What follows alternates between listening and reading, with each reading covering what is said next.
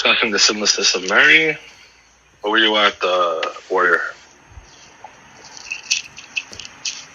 This is Yeah, I'm just trying to get verses up. I wanted to ask you about, just in case I get an opportunity to ask you guys. Yeah, Psalm 51, right?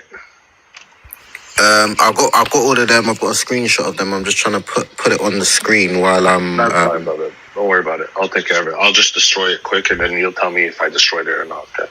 All right, lovely. Beautiful. All right, so let's start with establishing the sinlessness of Mary by establishing the sinlessness of Christ. Mm-hmm. I'm going to get you, Rock, to open 2 Corinthians chapter 5, verse 21. Okay, chapter 5. Verse 21. All right. For our sake he made him to be sin who knew no sin, so that in him we might become the righteousness of God. So we can easily ascertain here that Christ was sinless, correct? Correct. Go to Hebrews 4, verse 15. Hebrews 4, verse 15. For we do not have a high priest who is unable to sympathize with our weaknesses, but one who in every respect has been tempted as we are, yet without sin. So we're noticing over here again that he's sinless, correct, Christian Warrior? Correct. All right, 1 Peter 2:22. First Peter 2, chapter 2, verse 22. First Peter. He committed no sin, neither was deceit found in his mouth. Why do we know he's sinless? Go to Luke 1:35. Luke 1:35. This is why he's sinless. Make sure you write that. favorite chapter.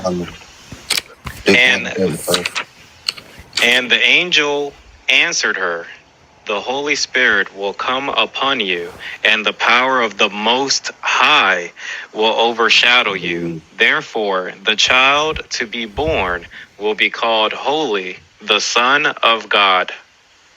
Okay, so we know that he's sinless because he's holy and the Son of God, right? Yeah. And by the virtue of the power of the Most High, correct? Correct. 1 John 3:5. 1 John 3:5. You know that he appeared in order to take away sins, and in him there is no sin. In him there is no sin. Exactly. So again, sinlessness. And sinlessness is synonymous with blamelessness, right? Correct. Let's see what Pilate thought of Christ. Matthew 27:24. Matthew 27. So when Pilate saw that he was gaining nothing, but rather that a riot was beginning, he took water and washed his hands before the crowd, saying, I am innocent of this man's blood. See to it yourselves. And just to back that up, go to John 19:4. John 19:4.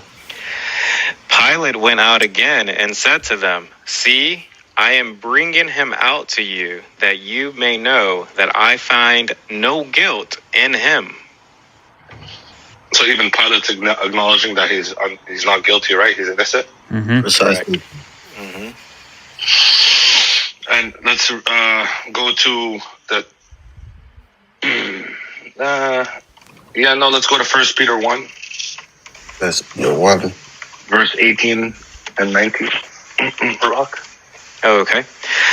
Knowing that you were ransomed from the futile ways inherited from your forefathers, not with perishable things such as silver or gold, but with the precious blood of Christ, like that of a lamb without blemish or spot. So the lamb is without blemish or spotlessness? Correct. Blamelessness, guiltlessness? Yep. Okay, beautiful. So can we, without a doubt, affirm that Christ is clean, sinless? Yep. Correct. Amen. Correct. All right. Let's start with Job 11, verse 1 to 4. Then Sophar and Naamathi answered and said, should a multitude of words go unanswered, and a man full of talk be judged right? Should your babble silence men?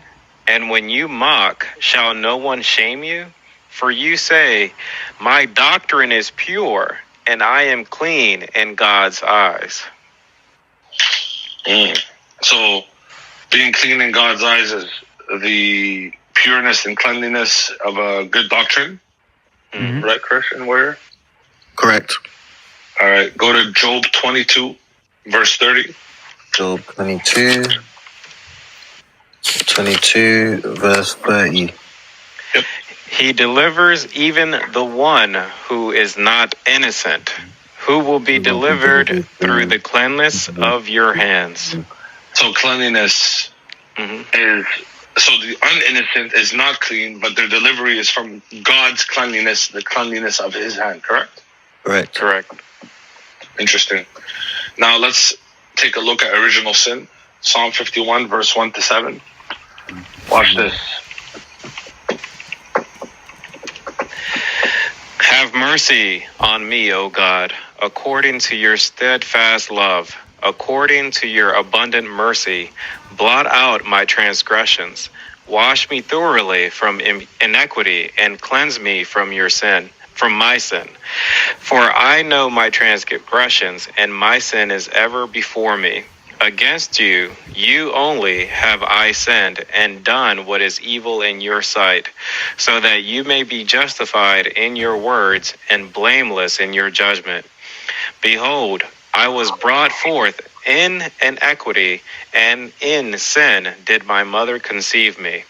Behold, you delight in truth in the inward being, and you teach me wisdom in the secret heart. Purge me with hyssop, and I shall be clean.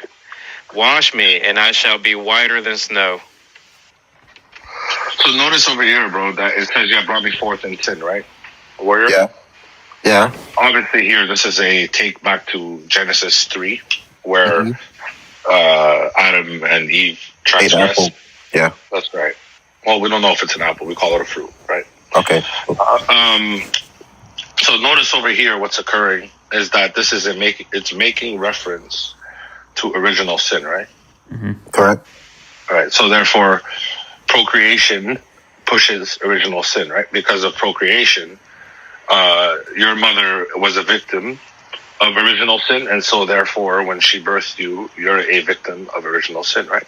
Correct. Go to Job 33, verse 9. Job 33. You say, I am pure without transgression. I am clean, and there is no inequity in me. So can we agree that pure and without sin and no iniquity is being tagged to cleanliness? Yes. Beautiful. Go to Job 14, verse 1 to 4, and this is where we have a problem. Because did we not establish Christ as sinless? Yes. Remember, warrior, we established that Christ is sinless. So I want you to pay attention to the context of Job 14, verse 1 to 4. Watch the first verse, what it's talking about. Go ahead. Man who is born of a woman is few of days and full of trouble.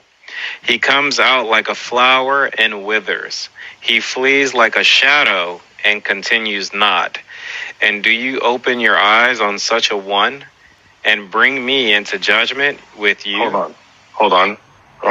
So notice here, warrior, that this is about a man who is birthed of a woman, correct? Correct. Watch what the last verse says, verse 4. Go ahead.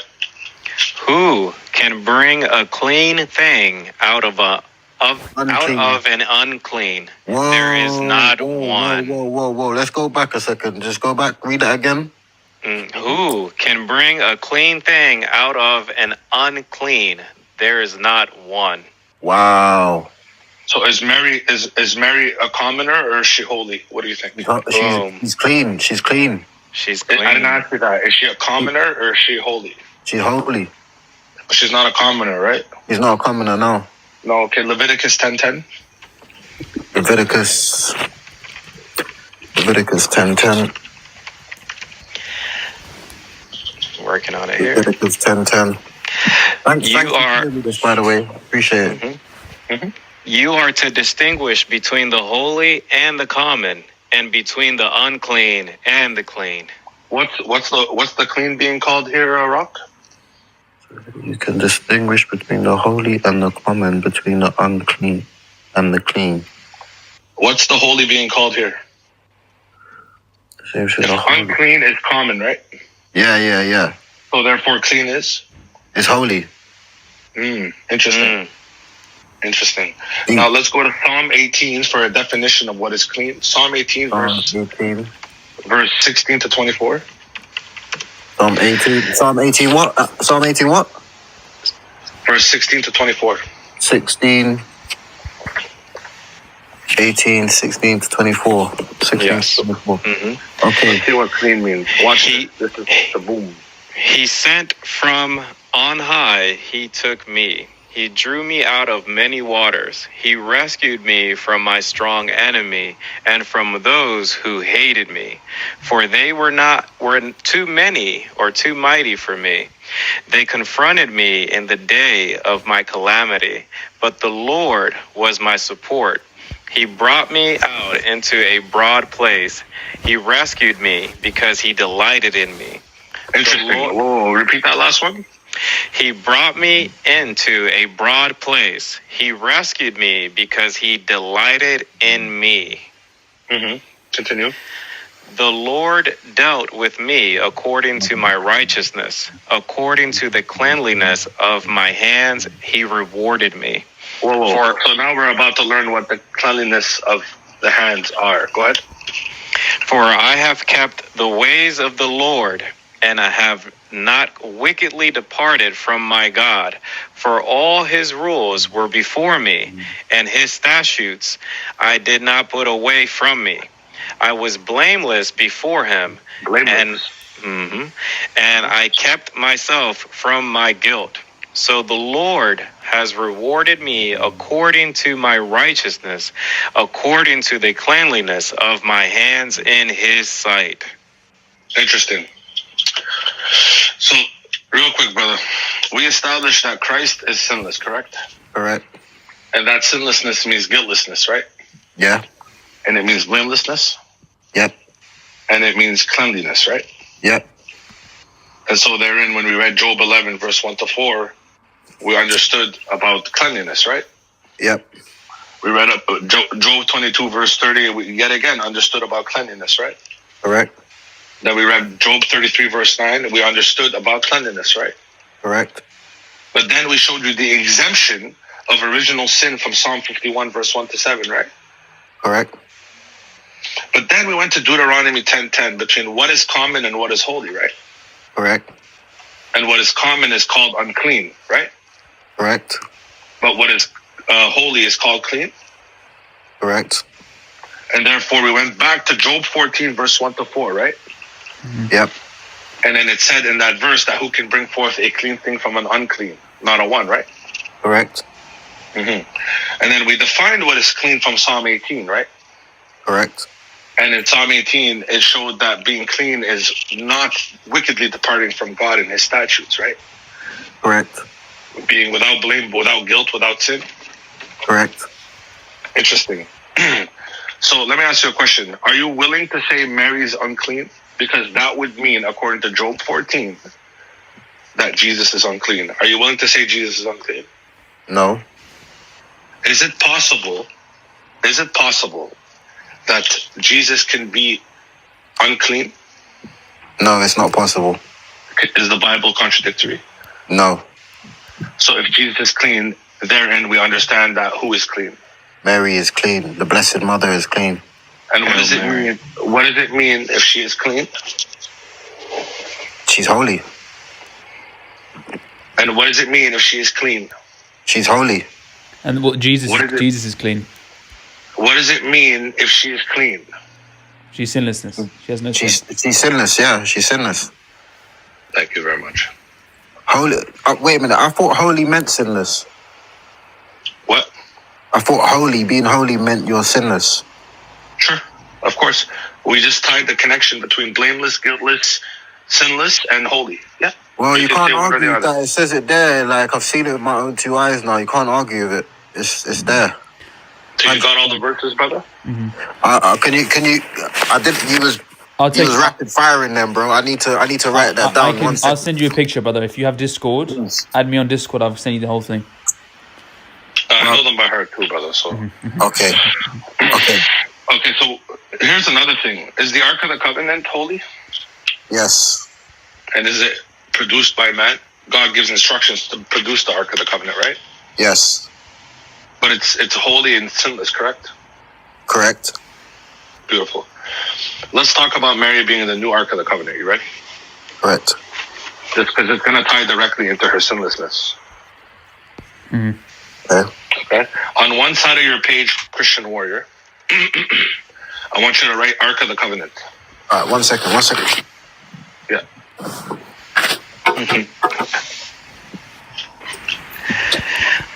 That was the smoothest, immaculate conception teaching ever, James. I'm trying to edify the apostolics, bro.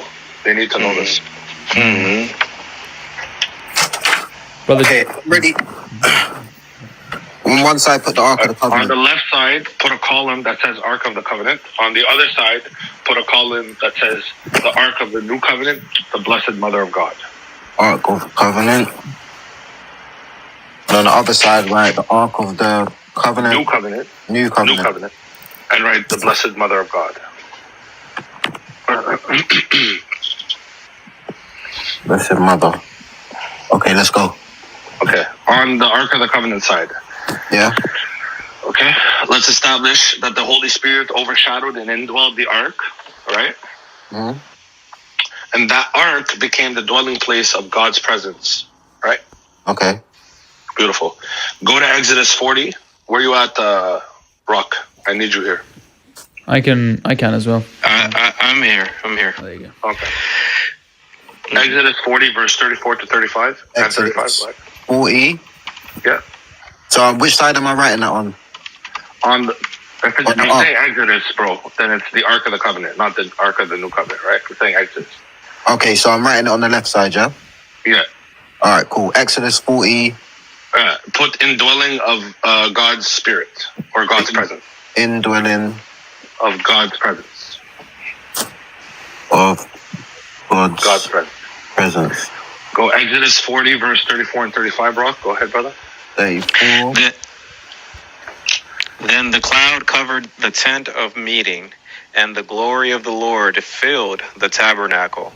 And Moses was not able to enter the tent of meeting because the cloud settled on it, and the glory of the Lord filled the tabernacle. So we understand here that God's presence is in the tabernacle, right? Yep.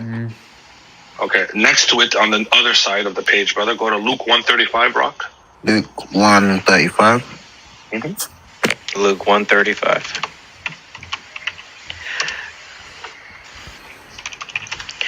And the angel answered her, "The Holy Spirit will come upon you, and the power of the Most High will overshadow you. Therefore, the child to be born will be called Holy, the Son of God." Wow. So notice over here the same exact terminology, right?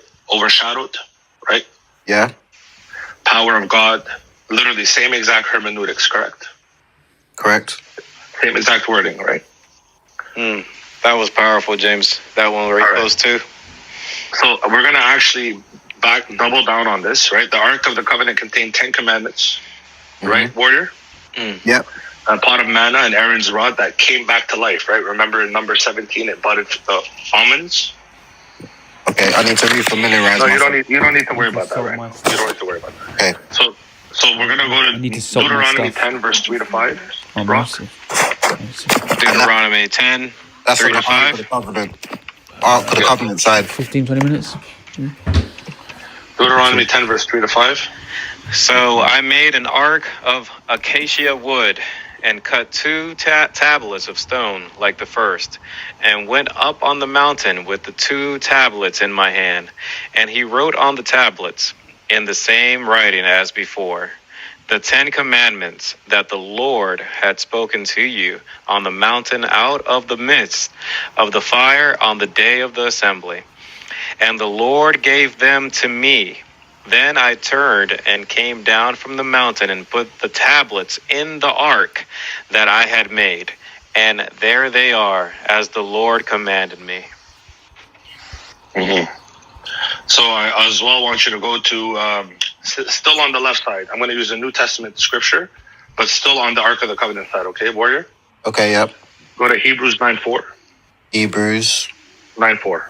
9:4.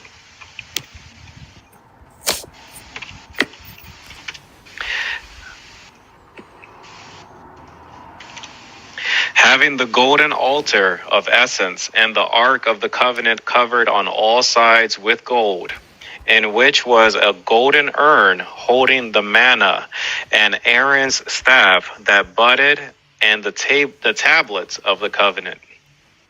Mm-hmm. Now I'm gonna shadow that with Luke 1:35 again. Luke 1:35. Now on the new side, right? Yeah. But I've already put that down there. I'm But it's gonna cover both. On the new side, please. Okay, Luke 1:35. 1:35. Would you like me to read it again? Yeah, James? please. Okay. And the angel answered her. 1:35 and 36. Go ahead. Okay. And the angel answered her, the Holy Spirit will come upon you, and the power of the Most High will overshadow you. Therefore, the child to be born will be called Holy, the Son of God. And behold, your relative Elizabeth, in her old age, has also conceived a son. And this is the 6th month with her who was called barren. Now read the next verse. For no word of God. For nothing will be impossible with God. Okay. With God, right? With God. Interesting. And the ark contained the presence of God, right? According to Exodus 40 and Deuteronomy 10 and Hebrews 9. Correct. So therefore, what they're doing here is they're identifying that the Blessed Mother of God is actually with God. She's the bearer of God, right? God is with her. Yeah. Beautiful. And then let's go on to the ark travels, right? To the hill country of Judah and the rest of the house, right? Of Obed-Edom. Uh-huh. Okay, on the left side, I want you to write 2 Samuel. 2 Samuel. Chapter 6, verse 1 to 11. 6 verses 1 to 11. Go ahead, Rock. 2 Samuel 6, 1 to 11. Okay. David again gathered all the chosen men of Israel, 30,000. And David arose and went with all the people who were with him from Baal Judah, to bring up from there the ark of God, which is called by the name of the Lord of hosts, who sits enthroned on the cherubim. And they carried the ark of God on a new cart and brought it out of the house of Abedam, which was on the hill. And Uzzah and Ahio, the sons of Abinadab, were driving the new cart with the ark of God, and Ahio went before the ark. And David and all the house of Israel were celebrating before the Lord with songs and lyres and harps and tabourines and castanets and cymbals. And when they came to the threshing floor of Nakon, Uzzah put out his hand to the ark of God and took hold of it, for the oxen stumbled. And the anger of the Lord was kindled against Uzzah, and God struck him down there because of his error. And he died there beside the ark of God. And David was angry because the Lord had broken out against Uzzah, and that place is called Perez Uzzah to this day. And David was afraid of the Lord that day, and he said, "How can the ark of the Lord come to me?" So David was not willing to take the ark of the Lord into the city of David. But David took it aside to the house of Obed-Edom, the Gittite, and the ark of the Lord remained in the house of Obed-Edom and Gittite 3 months. And the Lord blessed Obed-Edom and all his household. So you notice over here that the ark traveled to the hill country of Judah, right? Yeah. Right. Can you identify that verse, Rock, where it says it travels to the hill country of Judah? Yeah, I'm looking for it right now. And the anger of the Lord struck him. And when he broke out with Uzzah, let's see here. Yeah, the part that says Judea or Judah. Go ahead. Rock, isn't it verse 2 where it says, and David arose and went with all the people who were with him from Baale, Judah? Yeah, yep, you got it. And David arose and went with all the people who were with him from Baal, Judah, to bring him up from there the ark of God, which is called by the name of the Lord of hosts, who sits enthroned on the cherubim. Interesting. So you're telling me the ark traveled to the hill country of Judah, right? Mm-hmm. Yeah. Yeah, go to Luke 139 on the other side of your page now, Warrior. Luke 139. In those days, Mary arose and went with haste into the hill country to a town in Judah. So what occurs with the ark is what's occurring with Mary, right? Exactly. Oh, wow. That's Interesting. crazy. So dressed in a priestly garment, King David approached the ark, right? Mm-hmm. Yeah. And he leapt for joy. Uh-huh. 2 Samuel 6:14. 2 Samuel 6:14. And David danced before the Lord with all his might, and David was wearing a linen ephod. Yeah, garment. Okay. So watch this. Are you ready, Warrior? Yeah. Luke 1:43 and 44. Luke 1, 43, 44. Pay attention to verse 44. 33. 43 and 44. 44. Go ahead, Rock. And why is this granted to me, that the mother of my Lord should come to me? For behold, when the sound of your greeting came to my ears, the baby in my womb leaped for joy. Interesting. So what David's leaping for joy, and so is John the Baptist in the womb of Elizabeth? Yeah. Okay. And so David therefore shouted for joy in the presence of God and the Holy Ark, right? Okay, yeah. Go to 2 Samuel 6:15. 2 Samuel 6:15.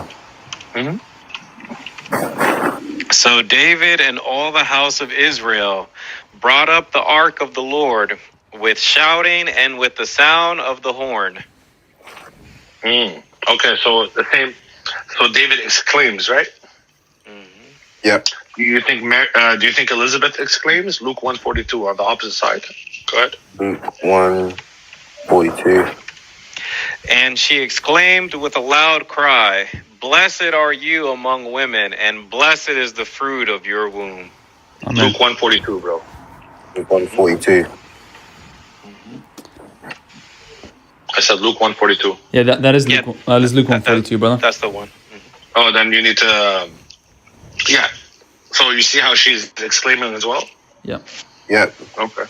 Now, do you notice how in verse 43 she says, "Why is it granted unto me that the mother of my Lord should come to me?" Right? Okay. Read 2 Samuel 6:9. 2 Samuel 6:9. And David was afraid of the Lord that day, and he said, "How can the ark of the Lord come to me?" What? Are you serious? Wait, read that again. Same exact hermeneutics. Read that again. And David was afraid of the Lord that day, and he said, "How can the ark of the Lord come to me?" Now read Luke 1:43 again. 142 or 143? 1:43. Okay. And why is this granted to me, that the mother of my Lord should come to me? Is that the same exact hermeneutics? Yes. Yes. And do you remember in 2 Samuel 6 that the ark remained in the house of Obed-Edom for how long? For 3 months, right? Yeah. Okay, so that's 2 Samuel 6:11, right? Second Samuel. Yeah. 2 Samuel 6:1-11.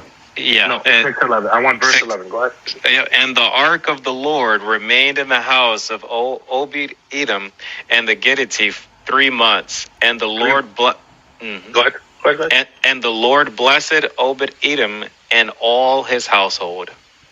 And now go do me a favor. Open Luke 1:56.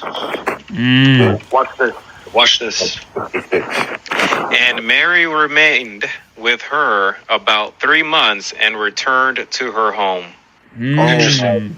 Wow. Okay. Now, the house of Obed-Edom was blessed, was it not? It was. Because of the presence of the Lord, right? In the ark. Wow. So read 2 Samuel 6:11 again.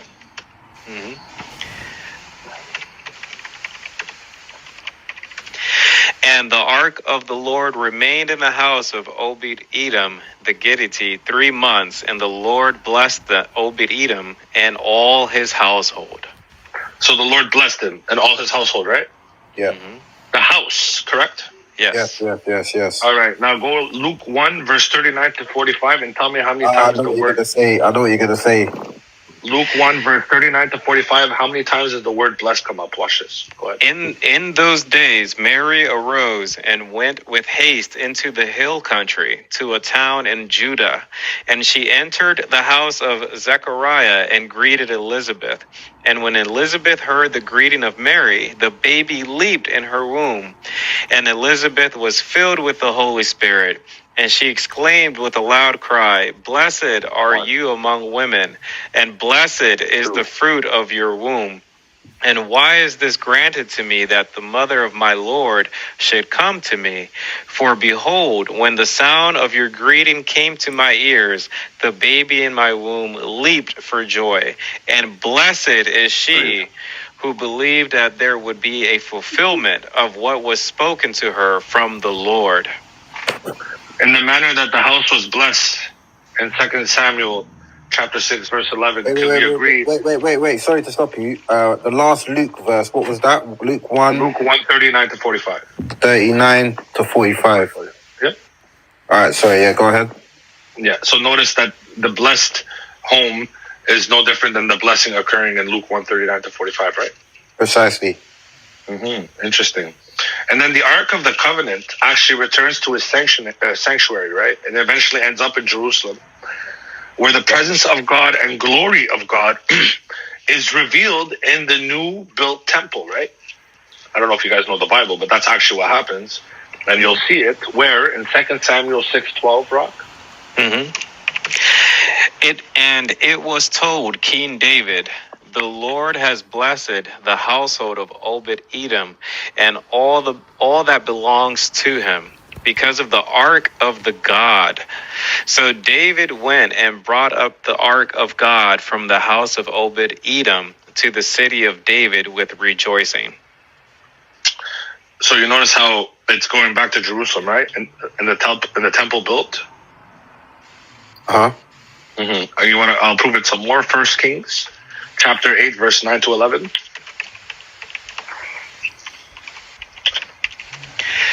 There was nothing in the ark. Sorry. This is on the king side, yeah? This is on the... This is on the old side. Go ahead. On the 1 old Kings side. 8. Yeah. 1 Kings 8, 9-11.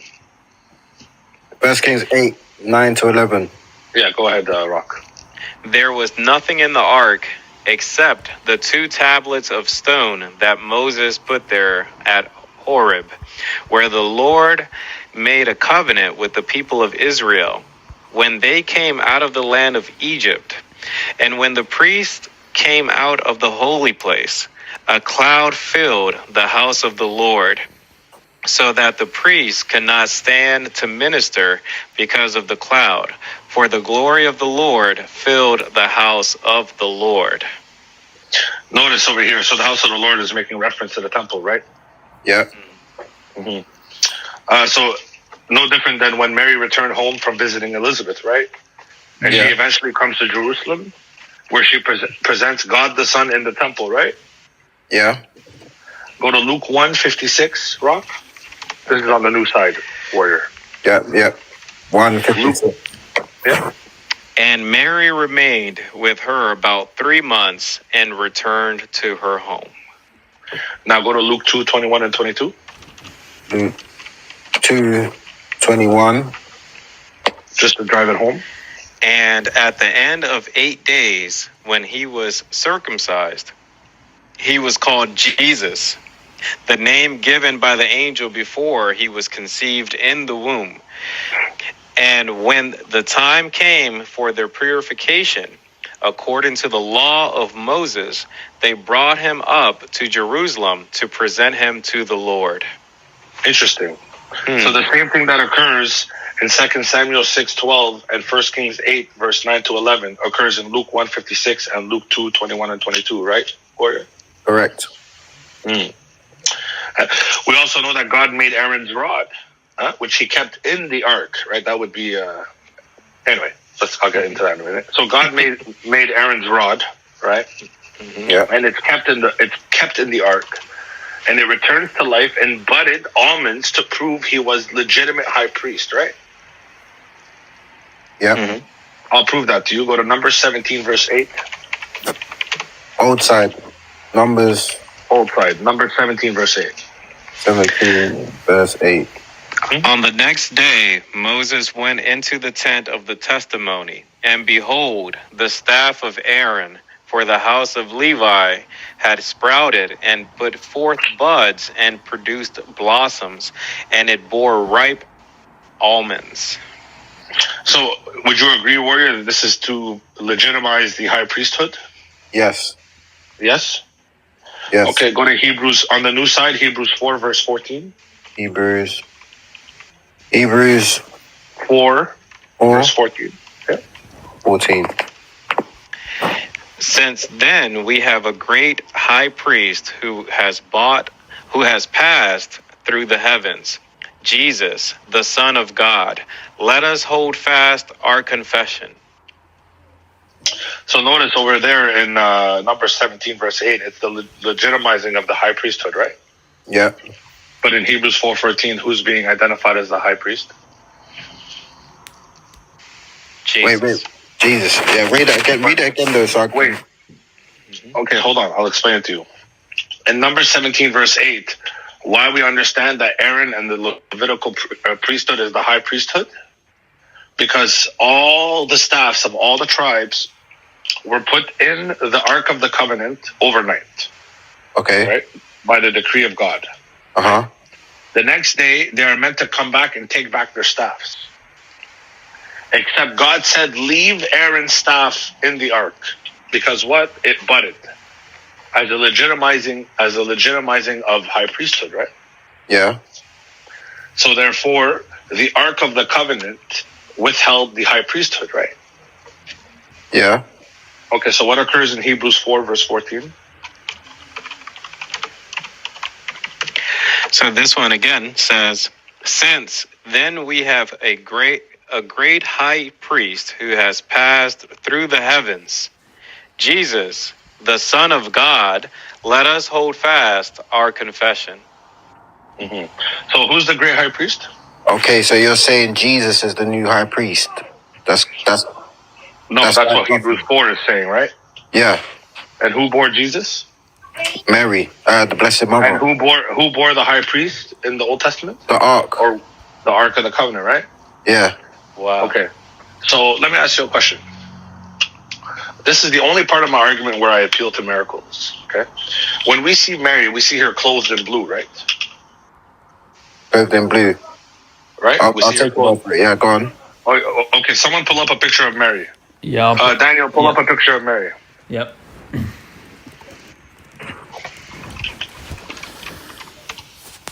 By the way, there's about no less than 2 million Marian apparitions, so no one can say that this is... Yeah, I saw one recently the other day. Look, right? Okay. Yep. Beautiful. Okay. Now watch this. All right. So in the new side, I would write Marian apparitions blue veil or blue clothing, blue garment. On the new side, Marian blue clothes. Yeah, apparitions, Marian blue clothing. Apparition. Okay. Now, do me a favor. Let's see what covered the Ark of the Covenant. Go to Numbers 4, verse 4 to 6. Oh my days. Numbers what? Numbers 4, verse 4 to 6. 4. Numbers 4, verses 4 to 6. Yes, sir. Go ahead, Rock. This is the service of the sons of Kohath in the tent of meeting, the most holy things. When the camp is to set out, Aaron and his sons shall go in and take down the veil of the screen and cover the ark of the testimony with it. Then they shall put on it a covering of goatskin and spread on top of that a cloth all of blue, and shall put in its poles. What color is the veil that covers the Ark of the Covenant? Blue. Blue, huh? What color is Mary's veil? Blue. And how many millions of Marian apparitions do we have? Many. Very many. Okay. Now, here's the kicker. Are you ready? Yeah, I'm ready. Okay. So, do you know that the codifying and the indexing of the Bible occurs in the councils, right? Meaning, we had the book of Luke, we just didn't have verse numbers on it or chapter numbers, right? Yeah, correct. And the same would apply for the book of Revelation, or also called the book of Apocalypse, right? Correct. Watch this. I'm going to show you something that no one notices, and it's going to blow your mind. Are you ready? I'm ready. Rock. Yes. On the old side, Warrior, on the old side, and this is going to be both New Testament scripture. Are you ready? Yep. On the old side, I want you to give me the last verse of Revelation 11, which would be Revelation 11:19. Revelation 11:19. 11:19. Then God's temple in heaven was opened, and the ark of his covenant was seen within his temple. Now, what was seen within his temple when God's temple opened? The Ark of the Covenant. Okay, keep reading. Sorry, I cut you off, Rock. Go ahead. No problem. There were flashes of lightning, rumblings, peals of thunder, an earthquake, and heavy hail. So notice here, brother, that when God's temple opened in heaven, right, what did we see? The Ark of the Covenant. But we know that there's no separation, there's no codifying, there's no indexing of the Holy Bible before the councils, right? Right. Right. Give me the very first verse of Revelation 12, Rock. Watch this. Yes, sir. It's about to blow your mind. Watch what the Ark of the Covenant is being described as. Are you ready? This is going to blow your mind, dude. Go ahead. And a great sign appeared in heaven, a woman clothed with the sun, with the moon under her feet, and on her head a crown of 12 stars. She's the queen. You didn't catch it. What did we see when the temple opened in Revelation 11? The Ark of the Covenant. And what is the Ark of the Covenant being called in Revelation 12:1? The Blessed Mother. No, give me the wording, the exact wording. What is the Ark of the Covenant? The woman, right? Yep. A woman. So you know that the Bible wasn't codified, right? So that means when we have these manuscripts, there's no number or chapter number or verse number, right? Yeah. So this would have been successive, right? Okay, now what I need you to do, Rock, is to read them both side by side. First 11:19 and Revelation 12:1. Okay. 11:19.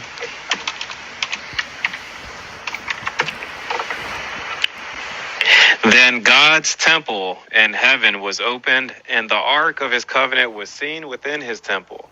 There were flashes of lightning, rumblings, peals of thunder, an earthquake, and heavy hail. And a great sign appeared in heaven, a woman clothed with the sun, with the moon under her feet, and on her head a crown of 12 stars. So what's the Ark of the Covenant according to St. John the Beloved? A woman with a crown with 12 stars. Clothed in the sun with the moon under her feet. Mm-hmm. So she's holy. She's the queen of heaven. Yeah.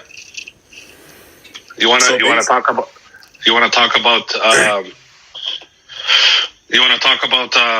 the Queen Mother? How she is the Queen Mother? Yeah, I listened to Sam Shamoon speak about this.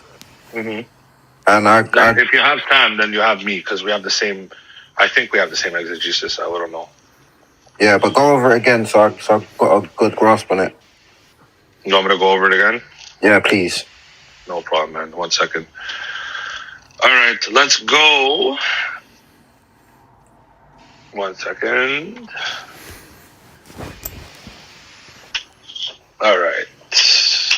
I'm going to prove to you through Davidic culture that when one appeals to the king, he also appeals to his mother, the Queen Mother. Exactly, yeah. Okay? So open 1 Kings chapter 15. By the way, before we move forward, Rock, did we agree that the Ark of the Covenant is sinless? Yeah. Did we agree that it's created? Did we agree that the Ark of the Covenant is created? Correct. Does God give instructions to build the Ark of the Covenant, yes or no? Correct. So therefore it's created, right? Correct. Yet and still it's sinless, correct? Correct. And holy, right? Yep. Correct. And we've identified the irrefutable contrast between what is of the Blessed Mother of God and the Ark of the Covenant, correct? Correct. And even by the words of John the Beloved, John son of Zebedee, John the theologian, who is being identified as the Ark of the Covenant? The Blessed Revelation. Mother. No, give me the exact wording. Give you the exact wording. The woman crowned with the sun, clothed with the sun, with the moon under her feet, wearing a crown of 12 stars, correct? Of 12 stars, yeah. Okay. So let's see why we call Mary the Queen of Heaven. You ready? Yeah, I'm ready. Open 1 Kings 15, verse 13. He also removed Makkah, his mother, from being Queen Mother, because she made an abominable image for Asherah, and Asa cut down her image and burned it to the brook Kidron.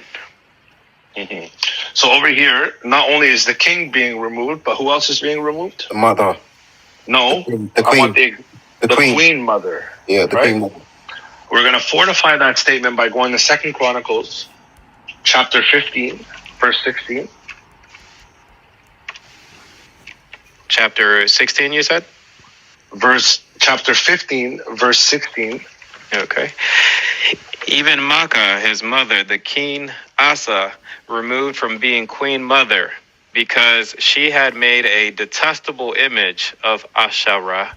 Asa cut down her image, crushed it, and burned it at the brook Kidron. So same thing as 1 Kings 15:13, right? And if you guys know anything about Chronicles, it's pretty much the iteration of the Davidic kingships, right? It's chronology of kingship, right? Yeah. So it's just to fortify what is said in 1 Kings chapter 15, verse 13, right?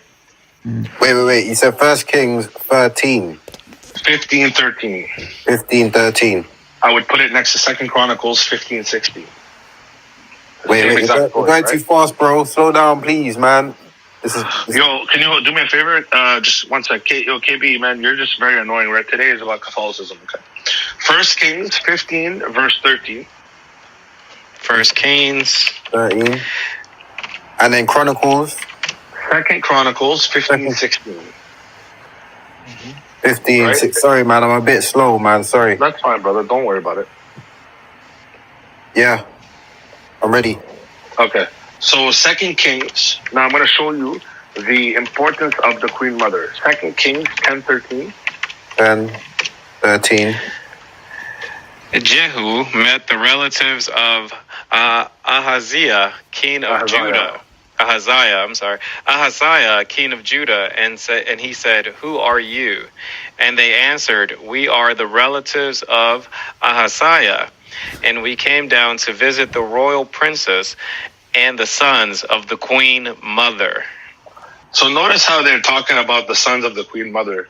Why aren't they calling the queen the wife of the king? Warrior. Why is the queen the mother of the king and not the wife of the king?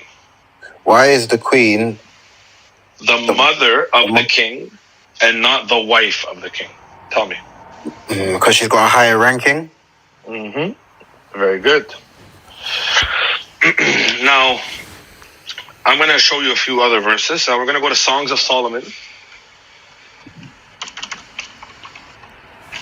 Okay. Yep. Chapter 6, verse 9. Chapter 6, verse 9. Mm-hmm. Now, watch what's said here. Beautiful, actually. My dove, my perfect one, is the only one of her mother. Wait. Whoa. The only one of her mother? Mm-hmm. Wait, go back. I'm like, my brain's trying to catch up with what's going on right now. Go ahead. My dove, my perfect one, is the only one of her mother. Pure to her who bore her, the young women saw her and called her blessed, the queens and concubines also, and they praised her.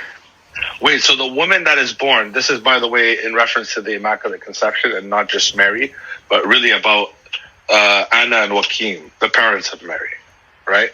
Yeah. But they're saying even the queens and the concubines are going to call her blessed, correct? Mm-hmm. Correct. What does Gabriel say? All generations will call you blessed. Yes. Yes. And do they praise her? Read it again. At the last part of the verse. Okay. The young woman saw her and called her blessed, the queens and concubines also, and they praised her. They praised her? No. They praised her? No way. That's blasphemy, man. So also all the queens and the concubines, all of the Most High, like in that time, called her the high and the blessed. Low. The lowest would be considered the concubine. The highest would be considered the queen. Yeah. And even the highest are praising her, right? And the lowest are praising her. Interesting. Cooper, that was Song of Solomon, chapter 6, verse 9. Mm-hmm. Now, why do we have such a veneration and understanding and homage to the Queen Mother? Would you like to know why? Yeah. Go to Isaiah 49, verse 23. Isaiah 49, verse 23. Mm-hmm. Kings shall be your foster fathers, and their queens your nursing mothers. With their faces to the ground, they shall bow to you and lick the dust off your feet. Then you will know that I am the Lord. Those who wait for me shall not be put to shame. Kings shall be your foster fathers, and their queens your nursing mothers. But who did we identify as the queen of the king? The woman, the mother of the king, right? Not the wife of the king, right? Yeah. Interesting. And only then will you know that he is the Lord their God, right? Yeah. And through that you will not be put to shame, correct? Correct. Go to Jeremiah 29, verse 2. Let's see what King Jeconiah. 29, verse 2. Yes, 29, verse 2. Now let's see King Jeconiah. Let's see the order. Look at the order in which they enumerate these people. Watch this. This was after King Jeconiah and the Queen Mother, the eunuchs, the officials of Judah and Jerusalem, the craftsmen and the metal workers had departed from Jerusalem. Who did they put after the king? The Queen Mother. What? Whoa. On top of the eunuchs? On top of the eunuchs. So do you remember in Matthew 19, Christ said, some are made eunuchs by men, some are made eunuchs by birth, and some make themselves eunuchs for the kingdom of heaven, right? Remember what it says in Matthew 19? Yep. Yeah. But why are the eunuchs coming after the queen mother? Because she's higher ranking than them. That's right, but she's definitely not God, right? Which would be the king, correct? Correct. But she is the queen mother of the king, correct? The Davidic king, that is, right? Yeah. And Christ is the fulfillment of the Davidic kingship? Correct. Interesting. Beautiful. Watch this. Now, why do we say she has a crown? Remember what we read in Revelation 12, verse 1? The 12 stars. Watch this. Jeremiah 13, verse 18. Jeremiah 13. No, did you say 13 or 18? Chapter 13, verse 18. Oh, okay. Say to the king and the queen mother, take a lowly seat, for your beautiful crown has come down from your head. Whoa. Is Jeremiah 13 identifying the king and the queen mother with crowns? Mm-hmm. Wait. Hold on. Sorry. Can you read that again, please? Say to the king and the queen mother, take a lowly seat, for your beautiful crown has come down from your head. Mm-hmm. So are we identifying right now that the queen has a crown? Yeah. Warrior? Mm-hmm. Yeah. And the king too, obviously, because the king is God Almighty, correct? Yeah. Mm-hmm. Okay. Now open 1 Kings chapter 2, verse 12 to 22. Now I want you to go slow, okay? And actually wait 15 seconds because I got to go to Mecca. Okay. And you said 12 to 32? 12 to 20. 1 Kings 2, verse 12 to 22. I have to go to Mecca. 1 Kings 2, 12 to 22. So Solomon sat on the throne of David, his father, and in his kingdom was firmly established. I'll give him a second. Give him a second. He's going to Mecca. Yeah, he's going. All hamd to Allah. Oh, man. God bless you, Savage. Thank you. That was a beautiful gift. Thank you.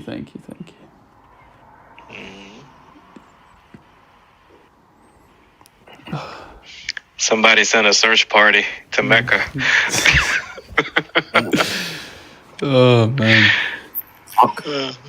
We'll ride a flying donkey and find him. It'd be nice. Guys, be nice. It could be nice. Okay, who cares, bro? I think it's kind of funny. So back to 1 Kings 2, 12 to 22, right? Mm-hmm. Now, do you agree that it's the branch of Jesse, Yes. which is the kingship of David, correct? The root will spring out from Jesse. Yes, but that's the kingship of David, correct? Yes. Is Solomon the son of David? Yes. Okay, go ahead.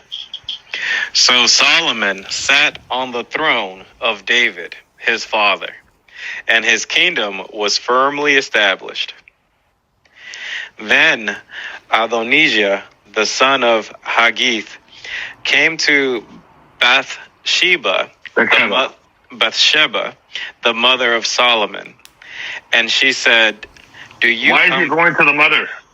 Mm-hmm. So read the first name. Read the first name. What was the first name you mentioned? Adonijah. Adonijah. Okay, so Adonijah. Adonijah here is, all right, listen. Adonijah here is older than Solomon, right? You know that, right? Yeah. And he should have had the kingdom, right? But by the decree of God, the kingdom was given from David to Solomon, correct? Precisely. And he is half brother, not same parents, correct? Correct. Okay. Watch what Adonijah says to Bathsheba. Watch this. Go ahead. Do you come peacefully? He said, peacefully. Then he said, I have something to say to you. She said, speak. He said, you know that the kingdom was mine, and that all Israel fully expected me to reign. However, the kingdom has turned about and become my brothers, for it was his from the Lord. And now I have one request to make of you. Do not refuse me. Hold on. So he's got one request to make of Bathsheba, right? Yeah. And we've already established that in Davidic tradition, the mother of the king is called what? Queen.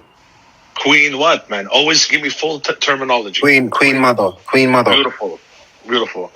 Okay, hold on 1 second. Just take a hike there. Science is God. Take a hike. Okay, you can clearly tell what we're doing, like we care about your ridiculousness. By the way, just to put this out there before I continue, believing that there is no God is a religion in and of itself. You're a joke. Okay. You need more faith to believe that there is no God than otherwise. Coward. As I was saying. Yeah, the mother, Queen mother. Yeah. So you were saying, go ahead. Yep. She said to him, speak. And he said, please ask King Solomon. He will not refuse you. Whoa. What does Adonijah say? He will not refuse you? Mm-hmm. Wait. Check this out, warrior. He will not refuse you. This is the exclamation of Adonijah, correct? Yeah. Watch this. Keep going. To give me, I'm hoping I'm not butchering this, Abishag, the Shunam meat as Shunammite. my wife. Shunammite A as woman my from wife. Jerusalem. Mhm. Woman from Jerusalem. A Shunammite woman. Go ahead. I'm going to repeat that one again. Please ask King Solomon, he will not refuse you, to give me Abishag, the Shunammite, as my wife. Bathsheba said, very well, I will speak for you to the king. Wait. So the acknowledgement of Adonijah saying that the king will not refuse her, and she obliges, does she not? She says, well, okay, I got you. I'm going to go talk to the king. Right? Mm-hmm. She Because she's the queen correct? mother. She's the queen mother. She's Watch interceding. So Bathsheba went to King Solomon to speak to him on behalf of Adonijah, and the king rose to meet her and bowed down to her. Whoa. Hold on for a second. Warrior. I'm getting it. I'm with you. King Solomon bowed down to his mother? Not only that, but the king Hold on. rose. Yes. 1 sec. I love you, Rock. 1 sec. I'm going to give him the Hebrew lexicon on this. Mm-hmm. What word is employed here? What word is employed here, Christian warrior? Do you know what the Hebrew word is employed here? The Hebrew word is employed here. The word here is, by definition, prostration and worship. Did you know that? The word that's employed in the Hebrew is wayishtahu. Wayishtahu. Okay. Wayishtahu means to bow down in worship. So he rose, just like my brother Rock told you, and he bows down in worship to Bathsheba, correct? Correct. Would that be considered idolatry? No, in some sense, yeah, but David. So why isn't it considered idolatry then? Because she's worthy. Because it's not considered. That's right. Now keep going, brother Rock. Go ahead. Yes. I'm just going to read that again because that was just too powerful. So, and the king rose to meet her and bowed down to her. Then he sat on his throne and had a seat brought for the king's mother. Wait, so now you're telling me that he and the mother have seats? They both have thrones. Weird, man. Wait, it's almost like the church fathers got it right or something. It's about to get better. Hold on. Okay. So he rises after prostrating in worship and pulls a seat or a throne for her, correct? Correct. Go ahead, Rock. Yep. And she sat on his right side. Oh, wow. Man, you Ignatius of Antioch. I knew you were right, man. I knew Clement was right. I knew it, man. Polycarp, all of them. Like, anyways, go ahead. Then she said, I have one small request to make of you. Watch this. Do not refuse me. Whoa, pause. So far, we have an admission from Adonijah that says he will not refuse you. And now we have an admission from the Queen Mother that she is not to be refused. Deep. Right? Yep. Yes or no? King Solomon, brother. King Solomon. Chill, Christian. Chill. Relax. Okay. So hold on. Let me just remove this muzzy here for you, brother. Got you. He's a Somali anyway. Bahawas. I just insulted somebody in his family.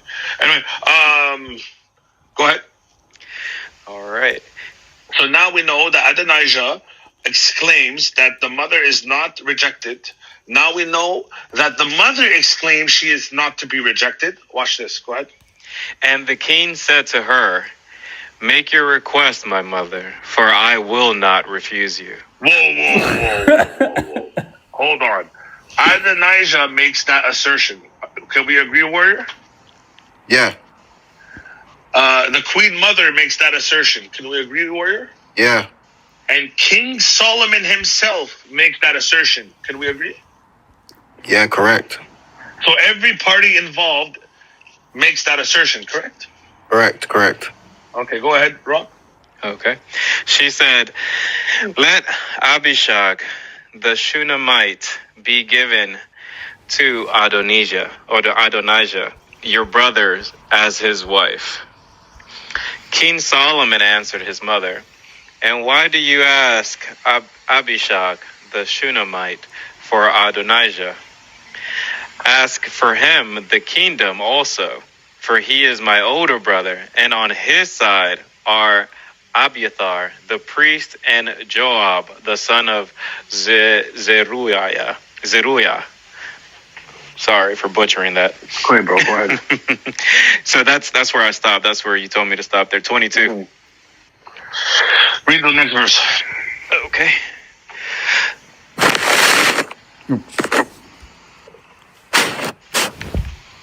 Let's see, where am I at? Then King Solomon swore by the Lord, saying, God, do so to me, and more also, if this word does not cost Adonijah his life. Now, therefore, as the Lord lives, who has established me and placed me on the throne of David, my father, and who has made me a house, as he promised, Adonijah shall be put to death today. Mm-hmm. So King Solomon sent Benaiah, the son of Jehoiada, and he struck him down, and he died. Okay. So did he reject Adonijah's claims? Yes or no? No. All right. So now, so far, what did we do? We showed you, right? 1 Kings 15:13. That talks about the Queen Mother, right? Mm-hmm. We showed you 2 Chronicles 15:16. That talks about the same story, which is about Mecca, right? Mm-hmm. Yes. Sorry, Second Chronicles 15:16. Yes, I already gave you all these verses earlier, right? Yeah. And then we went to 2 King 10:13, right? Yeah. And it talks about the Queen Mother, right? Yeah. When Jehu met Ahaziah, the king of Judah, right? Yeah. And then we went to Songs of Solomon 6:9. Yeah. That talks about the parents of Mary and how she will bear a woman who will be called blessed. Remember? Mm-hmm. Yep. And even the concubines and the queens will praise her, correct? Yep. Correct. And then we went to Isaiah 49, verse 23, right? Correct. That talks about the queens that are the nursing mothers. Yep, correct. And then we went and we showed you the hierarchy in Jeremiah 29, verse 2, that after King Jeconiah, who comes? The Queen Mother, right? Yep, correct. But then we went to Jeremiah 13, verse 18 to show you that the Queen Mother has a crown, right? Correct. Take a lowly seat, for your beautiful crown has come down from your head. And this is an address to both the king and the Queen Mother, right? Correct. And then we went to 1 Kings chapter 2, verse 12 to 22, where Adonijah, the queen mother, Bathsheba, and Solomon oblige, correct? Correct. And who is the interceder for all of this in 1 Kings 2? The queen mother. The queen mother is the one who intercedes for all of this, right? Correct. And that admission is made by Adonijah, the queen mother, and the king, correct? Solomon. Correct? Correct, yeah. Okay, now go read John 2. My favorite. John 2. The first 12 verses. Actually, it doesn't even matter. Just you'll know when to stop. Okay. That's the one. John 2, brother. Mm-hmm. On the third day, there was a wedding at Cana in Galilee, and the mother of Jesus was there. Jesus also was invited to the wedding with his disciples. When the wine ran out, the mother of Jesus said to him, "They have no wine." Whoa. And so over here, she's supplicating, right? Yeah. She's saying they have no wine. Yeah. Watch this. Go ahead. Mm-hmm. And Jesus said to her, "Woman, what does this have to do with me? My hour has not yet come." His mother said to the servants, "Do whatever he tells you." Okay, so who's interceding for the wedding at Cana here? The Blessed Mother. Interesting. It's no different than what's occurring with Bathsheba in 1 Kings 2. Exactly. But we also established that the mother is considered the queen mother, correct? Correct. But in Revelation 11, verse 19, and Revelation 12, verse 1, does she have a crown? Mm-hmm. And in Jeremiah 13, verse 18, does she have a crown? Bingo. Yep. Interesting. So does she get rejected? Keep reading. Now there were 6 stone water jars there for the Jewish rites of purification, each holding 20 or 30 gallons. Jesus said to the servants, "Fill the jars with water." And they filled them up to the brim. And he said to them, "Now draw some out and take it to the master of the feast." So they took it. When the master of the feast tasted the water, now become wine, and did not know where it came from, though the servants who had drawn the water knew, the master of the feast called the bridegroom and said to him, "Everyone serves the good wine first, and when people have drunk freely, then the poor wine. But you have kept the good wine until now. This the first of his signs Jesus did at Cana in Galilee, and manifested his glory, and his disciples believed in him." Beautiful. One second. Mm-hmm. So, what occurs in 1 Kings chapter 2, verse 12 to 22 occurs here in John 2, verse 1 to 11, right? And we established the queenship of the mother, correct? Yep. Correct. Now go, my brother, and read verse 4 again, John 2, verse 4. Yes. And Jesus said to her, "Woman, what does this have to do with me? My hour..." Hold on. What was the word employed in Revelation 12, verse 1? What was the mother called? Woman. Woman. But that's the same address. But that's the same address he makes here in John 2, verse 4, right? Okay, now watch this. On Christ's most agonizing moment on the cross, right? Go to John 19, verse 25, 26, 27. Watch this. John 19. 25, 26, 27. But standing by the cross of Jesus were his mother and his mother's sister, Mary, the wife of Clopas, and Mary Magdalene. When Jesus saw his mother and the disciple whom he loved standing nearby, he said to his mother, "Woman, behold your son." Then he said to the disciple, "Behold your mother." Wait, one second. That's John the disciple? Yes. Wait. Pay attention here, brother. He looked down at his mother and he said, "Woman, behold thy son." Right, warrior? Yeah, I'm He listening. looked down at the Virgin Mary and said, "Woman, behold thy son." Yeah. But then he turns to the beloved disciple. Who's John the beloved? His disciple. Okay. Go to Matthew 10, verse 1 to 3.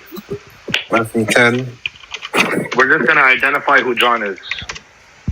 1 to 3. Watch this. Go ahead, Rock.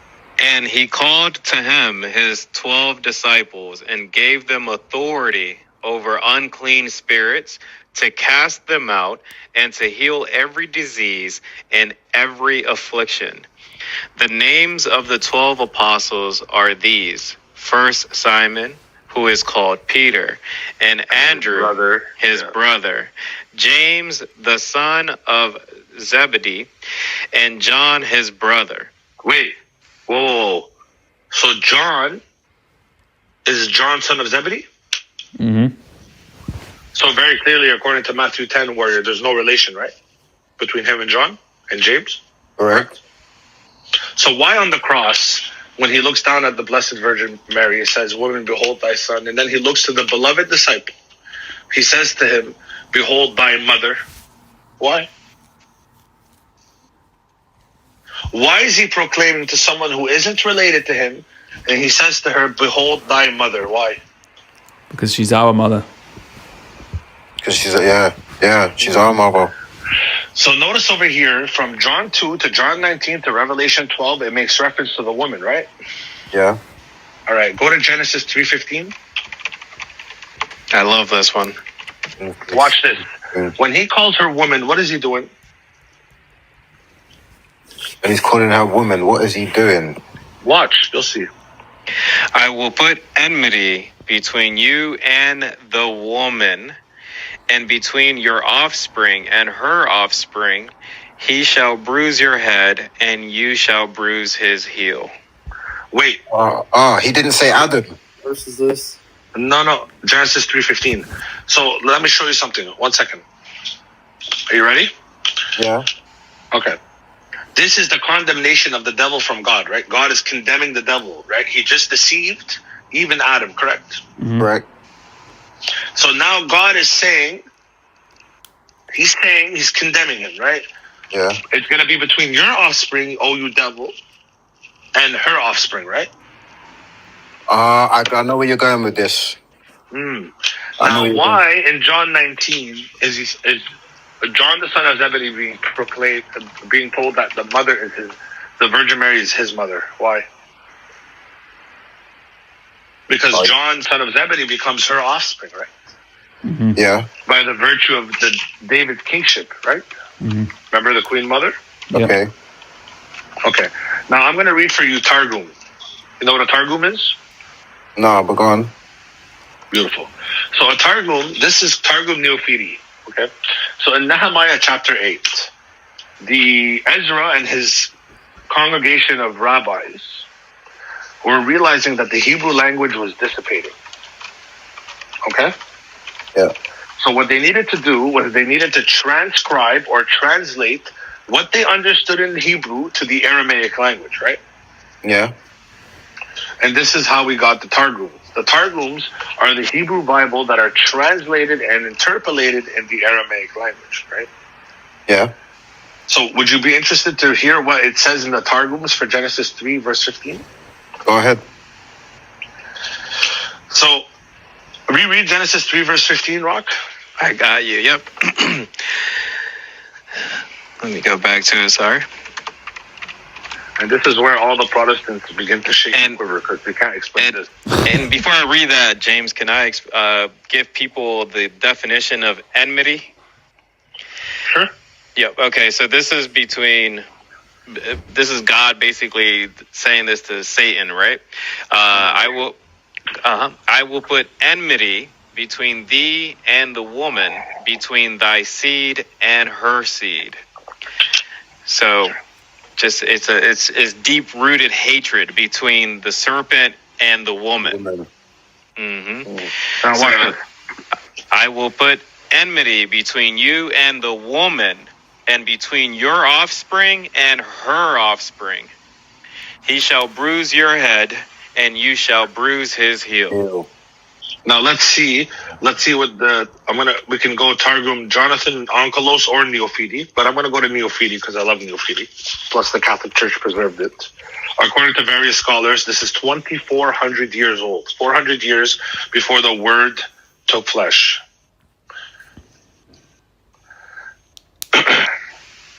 And I will put enmity between you and the woman, and between her sons and your sons and her son. Are you ready?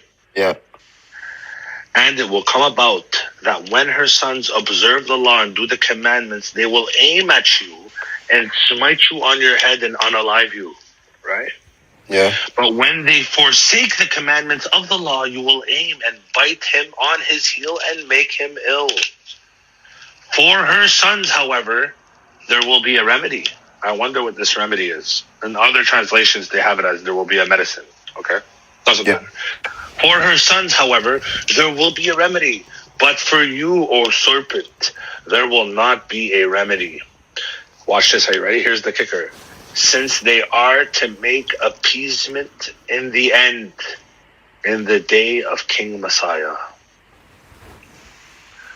This is what the Aramaic Targums translated Genesis 3:15 to. They understood that the woman would give birth to the King Messiah. So which woman gave birth to the King Messiah? Mary. Yep. There you go.